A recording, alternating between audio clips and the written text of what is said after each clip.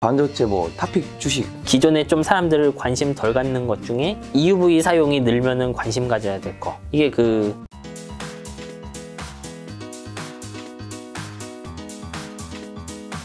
자, 우크라이나 사태가 악화되면서 국내 반도체 기업 공급망에 이제 차질이 빚어지고 있는데, 삼성전자, SK하이닉스는 네온, 크립톤, 제논 등 희귀가스를 우크라이나와 러시아에 의존하고 있는데, 현재 네온가스 가격이 작년 대비 무려 200%나 급등했다고 합니다. 이러한 상황에서 공급망 문제 해소할 방법이 있는지, 현재 우리나라 기업들은 좀 어떻게 대비하고 있나요? 뭐 이제 우리나라 기업 소속이 아니니까 저는 그 반도체 기업 소속 아니니까 사실 잘 모르는데, 제가 그냥 얼핏 알기로는 이게 네온이나 이런 거 땅에서 캐는 것도 아니에요. 제가 알기로는 러시아 그 철강회사 쪽에서 그 부산물을 받아서 우크라이나가 정제해서 판 걸로 알고 있어요, 저는. 그러니까 이게 우크라이나가 유달리 예전에 이게 석유 같은 물건은 아니고 그냥 어디에서 네온 뭐 살까 말까 하는데 이쪽이 제일 싸니까 사오고 그랬던 것 같아요. 그럼 이게 지리적인 요소가 아니니까 아마 저는 한국도 제철소들이 있으니까 이런 건 필요하면 일부 국산화도 될 수 있지 않을까? 이 정도로 생각해요. 근데 이건 제가 그 네온가스 만드는 전문가가 아니니까 너무 믿으시면 안 돼요. 다만 제가 이해하고 있는 바로는 이거 석유 같은 물건은 아니에요. 석유는 중동에서 물리적으로 뽑아야만 되잖아요. 그렇죠. 하지만 그런 건 아니었어요. 이 네온가스는. 네, 그래서 뭐 한번 쇼크가 올 수도 있긴 하죠. 근데 이게 그 반도체 제조 기업들의 어떤 그 명주를 쥐고 흔들고 전 세계를 뭐 공황에 빠뜨릴 물건이냐? 전 그렇진 않다고 생각해요. 왜냐하면 이건 만들려면 만들 수 있는 거거든요. 삼성전자 같은 경우 비메모리 반도체에 많은 투자를 하고 있는 걸로 제가 알는데, 비메모리 반도체랑 메모리 반도체 두 개로 나뉘잖아요. 많은 분들 요거는 알 것 같은데 또 이게 뭔지 물어보면 모르는 경우 굉장히 많을 수 있다 생각하는데, 그래서 요 두 개 차이 알려주시고, 요즘 들어서 비메모리 반도체에 더 투자한 이유는 뭐라고 생각하시는지. 뭐 이거 자명하죠. 사실 여기서 비메모리라고는 하는데 삼성전자의 투자는 대부분 그 실제로 우리가 말한 비메모리인 그 CPU, GPU보다는 파운드리에 투자하는 거죠, 삼성전자는. 근데 이 파운드리에 투자한다는 것 자체가 좀 간접적으로는 팹리스들의 수요가 늘 거를 생각하는 거잖아요. 이거 정답은 앞에 나온 거랑 똑같아요. 이제 CPU 시대가 저문 이유 중 하나는 제조가 힘들어서 그랬던 거예요. 옛날에는 제가 CPU 안에 뭐 쉽게 말하면 옛날로는 A 프로그램, B 프로그램, C 프로그램, D 프로그램 다 올려서 돌렸는데, 지금은 그 D라는 프로그램은 머신러닝으로 돌려보기도 하고요. 그리고 CPU로는 안 되니까 스마트폰에 들어가는 건 AP 같은 거 만들어서 쓰고요. 좀 더 저전력 이런 거 되는 거. 그런 거잖아요. 그러니까 벌써 이 칩들 자체가 세분화되는데, 요 세분화되는 곳들은 다 비메모리죠, 사실상. 어떻게 보면 메모리 회사한테는 땡큐 할 수도 있어요. AP가 많이 팔리면 모바일 디램을 팔고, 서버가 많이 팔리면 서버 디램을 파는 거거든요. 그래서 CPU의 빈틈을 계속 가지고 가는 거에 가까워요. 그러니까 여기에 투자를 늘릴 수밖에 없죠. 지금도 제조는 올해 제조보다 내년에 제조가 힘들고, 설계 역시 내년에 설계가 힘들어요. 그러면 계속 그 다목적의 칩보다는 다목적 칩이 하던 일 일부를 특정한 가속기에 몰아넣으려는 노력을 하는 거죠. 그러면 그거 역시 팹리스 파운드 양쪽으로 몰리게 되는 거예요. 그런 거예요. 그럼 내년에 메모리 반도체 업황, 반도체 업황이 어쨌든 굉장히 중요한 거잖아요. 이건 좋아지나요? 어떻게 보세요? 그것도 몰라요, 저는. 아니, 진짜로 몰라요. 일단 뭐 올해는 DDR5 서버 팔고, 그래서 DDR5로 교체는 많이 일어날 건데, 이 과정에서 예를 들면 러시아에서 갑자기 난리가 나서 어디 큰 은행 하나 망한다고 생각해봐요. 그러면 아마 지금 예측하는 거 예측도 못하지만 큰 의미가 없을 거예요, 이러면. 왜냐하면 러시아 쪽 채권이 잔뜩 물려 있는데 은행 하나 터지면은 얘들 연쇄장으로 뻥뻥 터질 수 있잖아요. 저는 되려 그런 리스크가 너무 클 땐 그냥 회사들의 자체 경쟁력에 집중하고 머리를 비우고 있는 것도 좋다고 생각해요. 너무 외부 이슈에 너무 흔들리지 말고.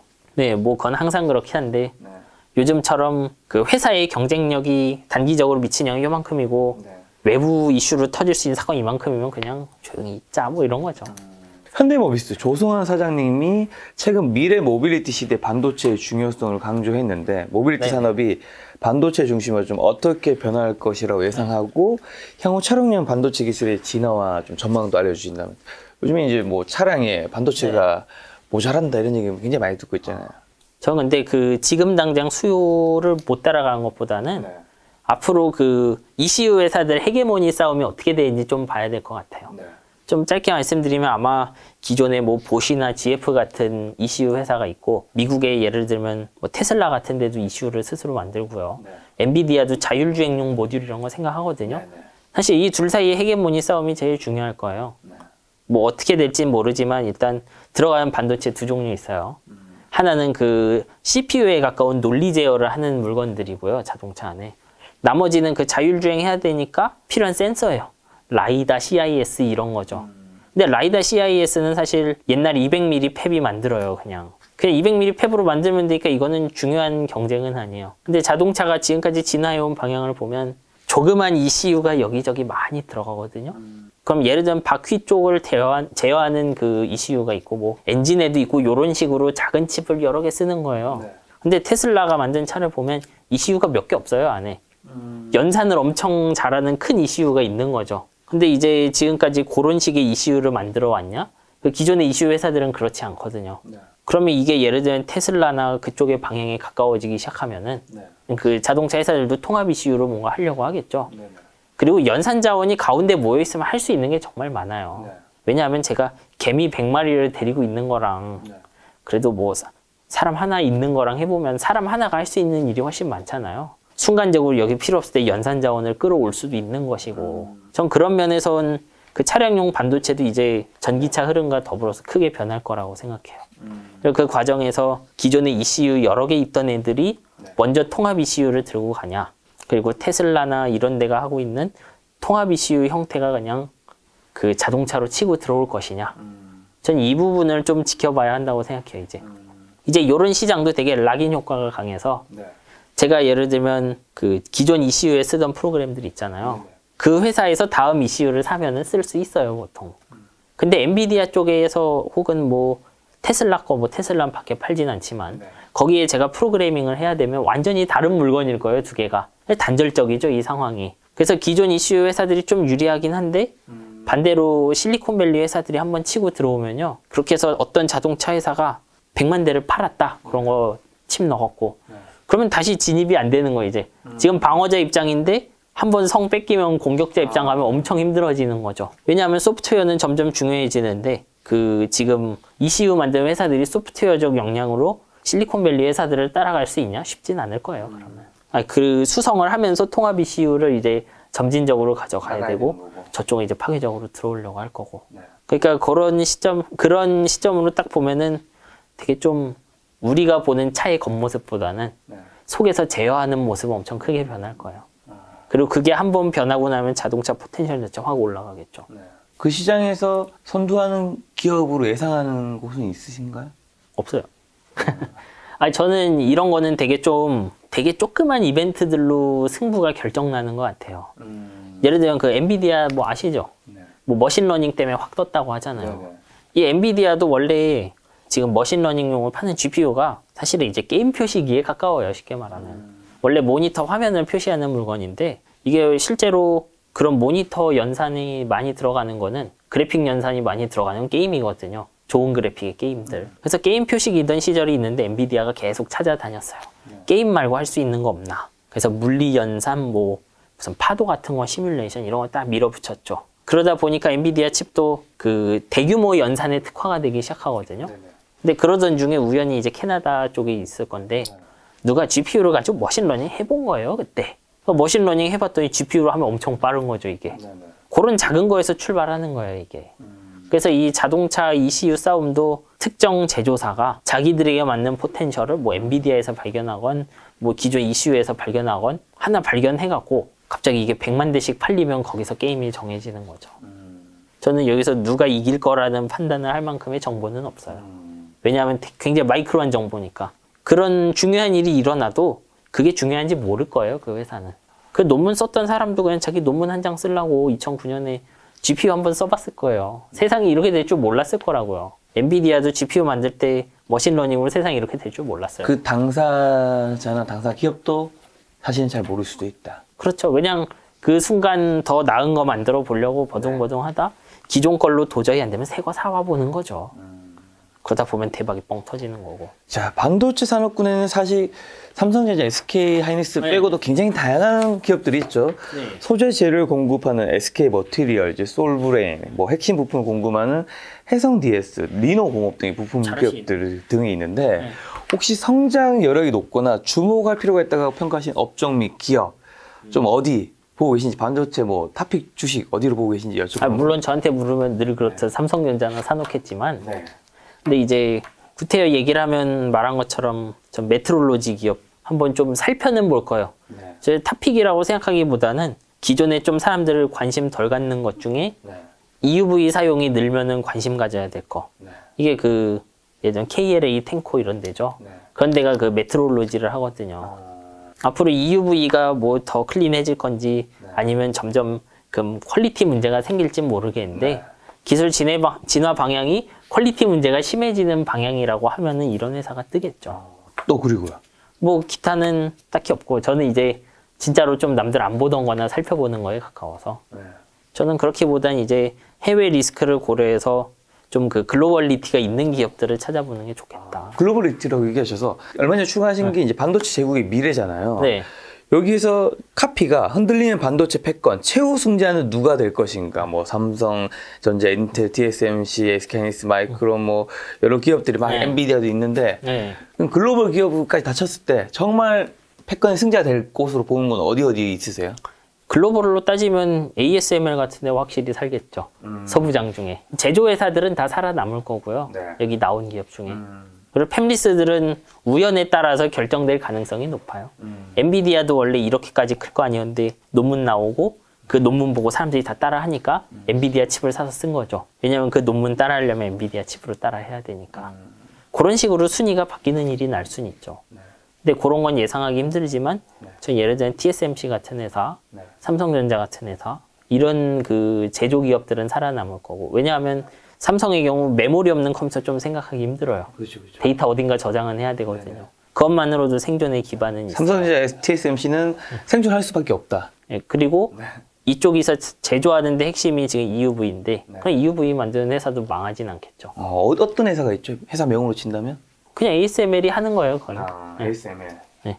노광기 종류가 많은데 미세화를 시킬 수 있는 노광기는 ASML이 혼자 모든 회사에 다 팝니다. 또 다른 뭐 글로벌 기업은 없나요? 딱히 잘 모르는 거죠. 있긴 할 텐데. 여기서 한 가지 궁금한 게 지금 어쨌든 저자님은 반도체에 대해서 일반 사람들보다는 훨씬 많이 알잖아요. 그렇죠. 이건 네. 확실한 거니까. 네. 거기서 이제 공부를 늘 하셨고 요 책까지 내셨으니까 얼마나 또 더 뎁스 있게 공부를 했겠어요. 근데 일반 사람들도 개인 투자자도 네. 대부분 삼성전자, SK하이닉스 위주의 대형주 투자를 한단 네. 말이죠. 근데 반도체를 더 많이 아는 사람이라면 더 작은 중소형주 반도체 관련된 기업에 투자하는 게 사실 수익률이 더 높을 수 있잖아요. 그럴 수도 있는데. 네. 근데 왜 그렇게 안 하는 거예요? 사실 일반 투자자가 그런 작은 기업에 투자하는 그럴 게 수 굉장히 잘 모르니까 더 위험할 수 있고 네. 여기 그만큼 아니까 리스크를 어느 정도는 해지할 수 있는 건데.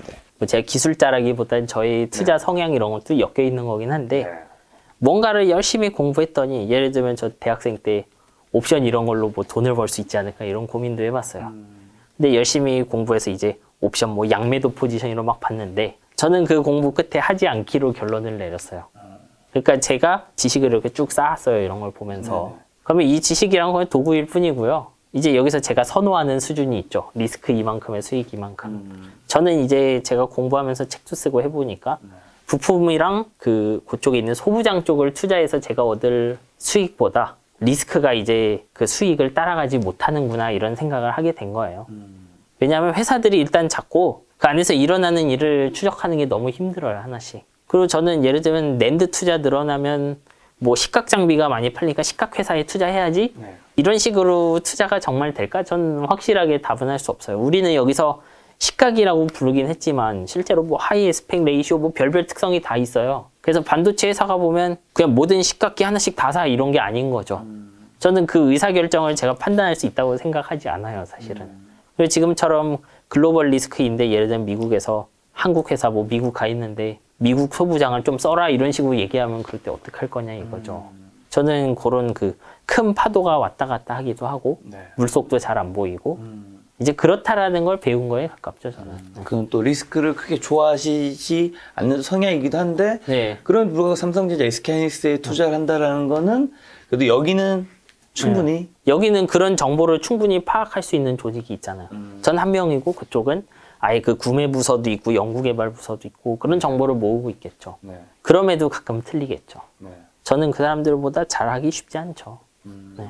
자, 삼성전자 김영석 부사장님이 반도체 산업이 이제껏 경험하지 못했던 새로운 시대로 접어들고 있다라는 멘트를 하셨던데 저자님이 보기에도 이전과 좀 다른 양상인가요? 반도체 산업 어떻게 보세요? 이제 저 13년에 들어왔을 때랑 네. 비교하면 일단 투자 액수도 엄청 커졌고 뭐 되게 기술 개발에 사람도 계속 많이 뽑잖아요. 네. 이제 좀 돈 좀 벌어볼까 했는데 계속 공장 사이즈도 키워야 되고 네. 벌써 그것만 봐도 예전이랑 많이 달라요. 이제 근데 투자가 늘고 사람이 느는 건 기본적으로 그 제조가 힘들다는 거예요. 뭐 나왔던 이야기 쭉 나오는 건데 제조 난이도도 높고 그 제조 공정을 확정하기 위한 연구 개발도 힘들다는 거죠. 그건 모두가 마찬가지예요. 그렇게 되면은 제조 난이도가 높으면 이제 원가 이득이 줄어요, 매해. 1년에 2배씩 빨라지거나 2배씩 밀도가 높아졌던 게 1.5배, 1.2배 이렇게 쭉 줄어가겠죠. 그러면 이제 아까 말한 것처럼 인텔이 시장을 뺏긴 것과 비슷하게 기존의 그 되게 제네럴하다고 해야 되나? 평범한 컴퓨터 형태를 벗어나려는 생각을 하게 돼요. 이제 원래 인텔이 사업 시작했을 때 컴퓨터 되게 간단했어요. CPU 있고요. 그럼 CPU가 연산하고 그리고 메모리에는 연산할 거 쌓아놓고 그 할 작업을 쭉 쌓아놓으면 CPU가 읽어와서 메모리에 다시 쓰고 읽어와서 쓰고 이렇게 했거든요. 근데 지금은 메모리 하나에 예를 들면 CPU도 붙고 여기 GPU도 붙고 뭐 저쪽에 FPGA 뭐 요상한 가속기가 잘잘하게 붙어요. 근데 이거 메모리도 사실은 좀 비슷해요. 예를 들면 CPU는 지금은 이제 뭐 쿼드 채널 뭐 이렇게 채널을 묶어갖고 D램을 한 8개 정도 서버는 뭐 16개 이렇게 붙이고 일반 컴퓨터 4개 뭐 이런 식으로 붙이거든요. 그럼 모든 메모리가 이제 CPU에 동등하게 붙어 있죠. 근데 이걸 늘리는 게 힘들어요. 8개 꽂는 거 힘들고 16개 꽂게 만드는 건 더 힘들어요. 실제로 CPU는. 그럼 메모리도 어떤 길을 가야 되냐 하면요. 네. 메모리 중에 한 70%는 그 굉장히 빠른 곳에 꽂혀 있고 네.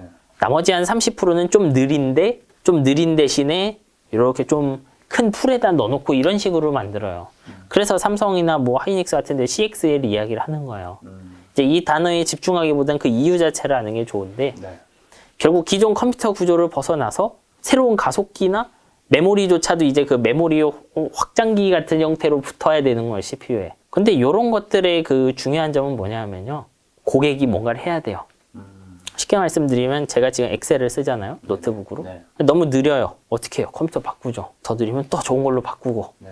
근데 이렇게 새로운 가속기가 붙으면 그게 성립을 안 해요. 엑셀을 다시 써야 되는 거예요. 그러면 마이크로소프트가 가속기에 맞춰서 엑셀을 맞춰 코드를 짜줘야 되는 거죠. 그 가속 기능을 충분히 쓸 수 있는 소프트웨어가 들어가야 되는 거예요. 그럼 그렇게 들어가기 시작하면 어떻게 되냐면 그 안에서 또 이렇게 공고한 생태계가 생겨나요. 예를 들면 전 세계 사람이 엑셀을 쓰는데 그 엑셀만 사용하는 전용 가속 칩이 있다. 그러면 세상 모든 사람이 그거 맞춰서 소프트웨어 짜고 엑셀 쓰고 그렇게 되는 거예요. 그럼 남들이 쭉 따라오겠죠. 그러면 내가 그런 가속기를 1.2배 빠른데 2년 늦게 만들었어요. 근데 그 코드 짜는 법 완전히 다르다고 생각해 보세요. 그러면 이거를 사서 쓰겠어요? 이건 마치 우리 그 키보드, 쿼티 키보드랑 똑같아요. 쿼티 키보드가 좀 비효율적인 면이 많거든요. 그렇다고 자판 구조 다른 거 쓸 거예요? 쓸 이유가 없죠. 아주 편해지지 않으면 쓸 이유가 없는 거예요. 그렇죠. 이미 여기 익숙하니까. 그래서 지금 제조가 어려워지고 설계도 어려워지고 하면서 점점 이 반도체 만드는 회사들도 심지어 메모리 회사조차 외부의 소프트웨어 생태계랑 그 인터랙션을 하고 걔들이 원하는 거 만들어서 선점하고 깔고 앉을 필요가 있어요.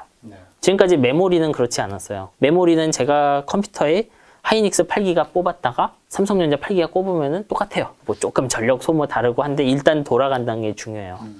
근데 이게 가속기 시대가 되고 뭐 CXL 같은 데만 붙이고 하면 그런 게 성립 안 해요. 그리고 그런 거를 제일 먼저 가져다 쓸 애는 성능에 배가 고픈 거대한 회사들이죠. 그리고 큰 애들을 예를 들면 뭐 HP 이런 데가 뭐 쓰기 시작한다. 그렇게 해서 성능이 뭐 경쟁사보다 한 2배 나왔다? 그러면 다른 경쟁사 따라 쓰고 그걸로 노하우 쌓으면 조그만 회사들이 쓰기 시작해요. 그렇게 해서 이제 새로운 마켓이 생겨나는 거죠. 근데 그거 진출 못한 회사들은 밀려나요. 그래서 이제 모르겠어요. 여기 김영섭 부사장님이죠. 뭐 제가 이분이 어떤 의도로 한 말인지는 모르겠는데 이제 심지어 메모리 회사들조차도 신경 쓸 게 많아졌어요. 먼저 고객한테 가갖고 소프트웨어 생태계를 같이 짜야 되는 시대인 거죠. 옛날에는 그러지 않아도 괜찮았어요. 말씀드렸죠. 예전엔 그러지 않아도 제가 지금 8기가 메모리인데 1년 지나면 16기가 메모리 나오겠죠. 그러면 그냥 메모리 넉넉히 쓰는 프로그램 만들고 내년에 팔면 됐어요. 근데 예를 들면 내년에 20%밖에 안 늘어 메모리가. 그러면 어떻게 하느냐. 이제 좀 느리지만 용량 큰 메모리 따로 끼고 대신 내가 프로그램을 막 짜면은 중요한 코드가 느린 데 들어가 있으면 안 되잖아요. 그러면은 그건 빠른 데다 옮겨주고 느려도 되는 코드는 느리지만 용량 큰 메모리로 옮겨주고 번거로움이 늘었죠. 하지만 잘하면 과거보다 훨씬 좋아지는 거예요. 그렇게 가는 거죠. 네, 이건 전 피할 수 없는 흐름이고 좀 모두가 생각을 해야 된다고 봐요. 자, 다음 질문은 한국 반도체 산업이 더 성장하기 위해서는 시스템 반도체 분야 육성, 특히 팹리스 회사들의 경쟁력을 높여야 한다는 기사를 제가 봤는데 국내 팹리스 기업은 어떤 것들이 있으며 그리고 글로벌 팹리스 시장에서 위치는 좀 어떤가요? 일단 한국에서 그 글로벌하게 팹리스 잘하는 회사는 사실 삼성전자죠. 자신들이 팹리스라고 하지 않고 그렇긴 하지만 내부에서 쓰는 수요만 해도 상당하니까 그것만으로도 삼성전자 큰 거고 그리고 LG전자 아래에 있던 회사도 있고 그럴 거예요. 이름이 기억 안 나요. 뭐 실리콘 뭐 이런 실리콘웍스인가? 이름이 기억 안 나는데 그런 회사들이 있어요. 자잘하게 설계하는 회사는 몇십 개가 있죠. 근데 이제 글로벌하게 영향력이 크냐 하면 사실 그렇진 않은데 전 이거를 크게 걱정해야 되는 잘 모르겠어요. 왜냐하면 우리가 아는 거대한 팹리스 대부분 미국에 있어요. 나머지 어디 있냐면 대만에 있어요. 그리고 이제 중국 내부에서 잘 나간 건 중국에 있죠. 그 이외에는 팹리스에서 뛰어난 나라는 딱히 없어요, 원래. 그러니까 저는 이게 적다고 해서 크게 걱정해야 되나? 그런 건 좀 의문이 있어요. 특히나 한국에 있는 팹리스들은 사이즈상 어느 파운드리를 찾아갈 거냐 하면 굳이 말하면 키파운드리에 가까운 곳을 찾아갈 거예요. 왜냐하면 설계하는 칩들이 다 구공정에 가까우니까. 그러면 저는 나라에서 이제 이걸 결정해야 된다고 봐요. 그럼 우리도 엔비디아, 퀄컴 같은 팹리스 하나 만들고 싶으냐? 그럼 이런 거죠. 왜 만들고 싶으냐? 삼성전자 파운드리 가동률을 높이려고 만들어야 되나요? 근데 TSMC의 경우 가동률을 높이려면 그런 회사 한 10개 모여야 가동률이 들어가요. 그러니까 그런 회사를 하나 만든다고 해서 큰 차이가 나진 않아요. 삼성전자에서. 그러니까 저는 시스템 반도체를 투자하는 것도 좋긴 한데 특히 설계 쪽에 투자한다고 하면 뭘 하고 싶은지 그거부터 정해야 되고 그걸로 노리는 효과가 뭔지. 예를 들면 삼성전자 팹 때문에 하는 거라면 그만둬라, 저는. 근데 그게 아니고 시스템 반도체 자체를 육성해갖고 새로운 칩을 만들어야 된다고 하면 해도 좋다.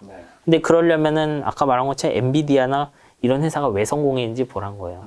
엔비디아 같은 경우 결국 조금 운이 좋기도 했지만 미래의 머신러닝이 필요로 하는 대규모 연산 수요를 채워서 들어간 거잖아요. 그리고 그 수요는 원래 인텔 CPU가 놓치고 갔던 수요예요. 정확하게는 인텔이 머신러닝을 알았는데 무시한 건 아니고 머신러닝은 저쪽에서 아 데이터 하루에 100만 개씩 넣고 싶어 이러고 있는데 CPU는 10만 개밖에 못 하는 거죠. 그러니까 배가 고프니까 그때는 되게 쓰기 힘들었던 GPU를 가져다가 우격다짐 써본 거거든요. 그러면은 시스템 반도체로 엔비디아 같은 데 만들려면 또 그런 빈틈을 치고 들어가야죠. 예를 들어 엔비디아도 뭐 A200, V200 이런 카드를 쓰는데 그 카드들이 커버 못하는 영역이 있어요. 정말 어마어마하게 큰 인공신경망을 만들거나 아주 조그만 인공신경망을 엄청 저전력으로 돌리거나 이런 거 안 돼요. 왜냐하면 엔비디아도 그 쓰는 전력이 한 10W에서 뭐 600W까지 가는데 우리가 쓰는 뭐 시계나 이런 건 1W가 안 되게 써야 되거든요. 그럼 그런 데들을 차라리 노리자라고 얘기하는 게 좋죠. 그런 거 노리고 대신에 투자를 하려면 소프트웨어 하는 사람까지 대규모로 투자를 해서 큰 사업을 해야죠. 조자님 계속 말씀 들어보니까 삼성전자를 굉장히 좋게 보신 것 같은데 안정적이니까. 네, 개인적인 질문인데 왜 삼성전자에 안 갔어요? 왜요? 왜 SK하이닉스에 취업했어요? 글쎄 좀 변덕 같은 거죠 그건. 아예 지원서 자체를 안 쓴 케이스인데. 그쪽에. 네, 서울대 물리학부 졸업했어요. 삼성전자 뭐 못 갈 그거 솔직히 아닌 텐데. 아니 그냥 좀 다니기 괜찮은 회사라더라 해갖고 하이닉스가. 아 근데 지금 삼성전자 안 썼어요? 아예 안 썼어요. 왜? 아니 이게 단순히 바깥에서만 봤을 때는 삼성전자가 SK하이닉스보다 어쨌든 시가총액이든 뭐 브랜드 인지도든 더 높은 게 확실하잖아요. 아 근데 2013년에는 이제 이런 게 있었어요. 사실 쓰면은 갈 수는 있는데 이제 학교 선배들이 좀 많이 있었어요 하이닉스. 하이닉스에. 네, 뭐 그래서 분위기가 훈훈하다나. 지금 보면 이제 그런 말 믿고 가면 안 되죠. 어려서 그랬죠, 어려서. 근데 두 개 회사는 그 같은 직급일 경우에는 연봉은 비슷한가요? 어떻게 되나요? 그런 거 말하면 안 되죠. 아니 어디가 더 높은지 말할 수 있잖아. 그런 건 블라인드 가서 찾아봐요. 블라인드 가면 수두룩 빽빽해요. 네, 여기서 문제를 일으킬 이유가 없어요. 답은 알고 있지만. 알겠습니다. 자, 마지막 질문입니다. AI 메타버스 시대에 맞춰 반도체 기업들의 성장도 덩달아 수혜를 당연히 입을 것 같은데 여기에 대해서 어떻게 생각하시는지랑 관련 기업들은 어떻게 움직이고 있고 어떤 기업이 좀 유망하다고 보시는지. 저는 예를 들면 메타버스 같은 게 성장해서 어느 반도체가 클 거냐 물어보면요. 그냥 다 같이 거의 똑같이 수혜를 볼 거라고 생각해요. 왜냐하면 우리 메타버스 이거 용어 자체가 잘 정의가 안 되는데 예를 들면 메타버스로 블록체인을 엮어서 뭔가를 해본다. 그러면은 뭐 엔비디아 GPU를 좀 사가겠죠. 근데 이 메타버스의 핵심이 그냥 게임이다. 그 상호작용하는 새로운 게임이다. 그러면 기존의 게임 만들던 회사가 잘 나갈 거예요, 아마. 왜냐하면 게임성 자체가 메타버스스러운 게임성이 필요하다고 하면 기존의 그 N들 있잖아요. NC나 이런 데. 그런 데가 잘 할 거예요. 혹은 메타버스를 하는 것이 좀 메모리 많이 필요하다 면 메모리를 사겠죠. 저는 그래서 이거 반도체 전반의 수요를 쭉 끌고 갈 거고 만약 이게 정말로 글로벌 트렌드가 돼서 메타버스 하는데 사람들이 예를 들면 VR, AR을 핵심으로 친다. 그러면 그런 데 들어가는 저전력 메모리나 그런 것이 되겠죠.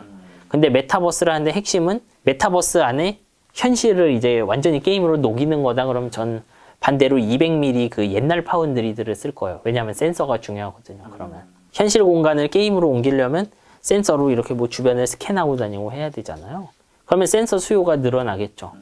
그래서 저는 요 지금 메타버스 얘기할 때 어느 쪽으로 큰다는 얘기를 제대로 할 수 있는 사람이 없기 때문에 그냥 이렇게 카테고리별로 말할 수밖에 없어요. 현실을 가상으로 옮길 거다? 그러면 센서 만드는 데니까 센서 설계 회사나 구형 파운드리가 잘 될 거다. 각자가 어느 쪽이 더 유망하다고 보고 판단하고 투자해야 되는 그렇죠. 얘기겠네요. 네, 그냥 그리고 게임이 중요한 거면 기존 게임 회사가 나을 거다. 그리고 뭐 예를 들면 메타버스인데 기존에 안 쓰던 기술이 게임에 블록체인 같은 데 들어간다.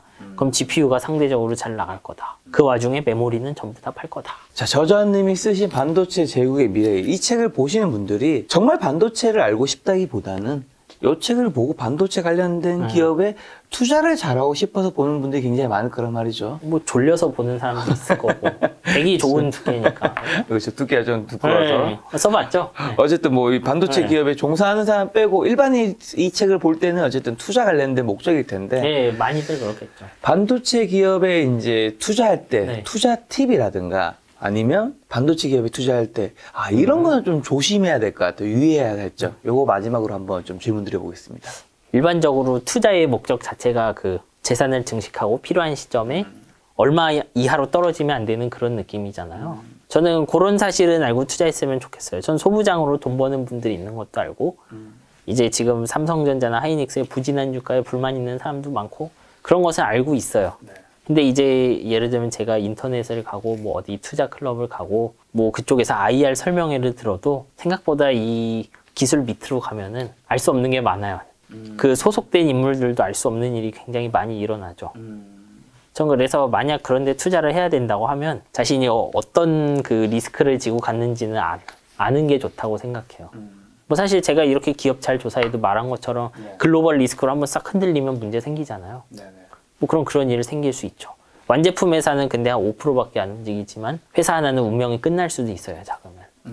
저는 그런 거를 생각하고 한다면 괜찮다고 생각해요. 이제 저는 이렇게 공부를 하면서 쓰면서 이렇게까지는 들어가지 말아야겠다라고 스스로 결론을 내린 것이죠. 어떻게 보면 그래서 공부를 하다 멈췄으니 모든 답을 해드릴 수는 없었어요. 뭐 저도 개인이기도 하고 한 개인이 이렇게 그 밸류체인 전체를 본다는 건 좀 말이 안 되거든요. 가능하지 않죠. 어쨌든 반도체에 대해서 굉장히 많이 공부한 연구원님께서 책까지 쓰셨는데 반도체 기업에 투자하는 게 생각보다 쉽지 않다라는 말이. 네. 그래서 내가 잘 알고 많은 것들이 공시되어 있는 삼성전자나 SK하이닉스 같은 기업을 좋아한다는 말이 되게 좀 인상적이네요. 저는 사실 오늘 삼성전자 SK하이닉스 말고 뭔가 이 좀 작으면서 뭔가 팡팡 터질 것 같은 기업 나올 거라는 생각도 좀 해봤었는데. 네, 근데 그런 건 모르는 건 모른다고 해야죠. 그렇죠. 위험합니다. 많은 개인 투자자분들도 그런 거에 투자할 때 좀 많이 저자님의 말씀을 좀 유념하면 조금 더 리스크를 피할 수 있지 않을까라는 생각이 들었습니다. 오늘 만남의 손님은 정희선 저자님이었습니다. 지금까지 여러분 소중한 시간 함께 해주셔서 정말 감사합니다. 오늘도 김 작가였습니다. 고생 많으셨습니다. 네, 감사합니다.